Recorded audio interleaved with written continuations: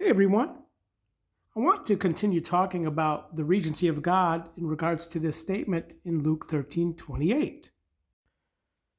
Perceive! Exclamation point. There are last ones who will be foremost ones, and there are foremost ones who will be last. So, what is Jesus talking about here? Well, let's back up and consider what we read right here. They will arrive from the up-aim places, the east, from the west, and from the north and the south, and will be reclined up in the regency of God. So here's our key word, reclined up.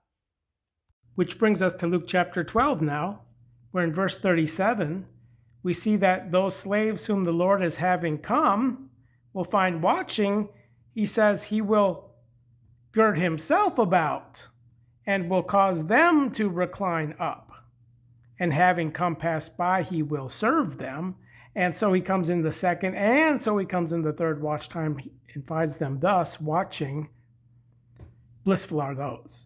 So the point being is that the context of the reclined up is seen both with those of the second watch time and those of the third watch time, pre-midnight, post-midnight, where the second watch time concludes at midnight.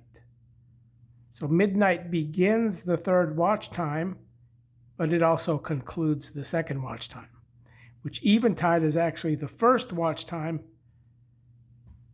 disappeared here. But what I want to focus in on here is the reclined up according to both a second watch time and a third watch time. The context here concerns the choosing of reclination places, where we see the wedding feast mentioned here, just like we do in Luke 12:36.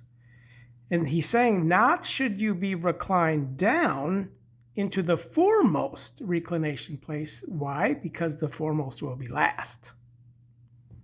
Lest at any time one in higher valuation than you may be there, as one having been called by him. Okay?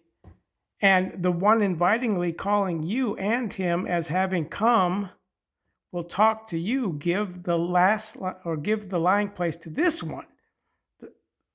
Not the last lying place, but the foremost one.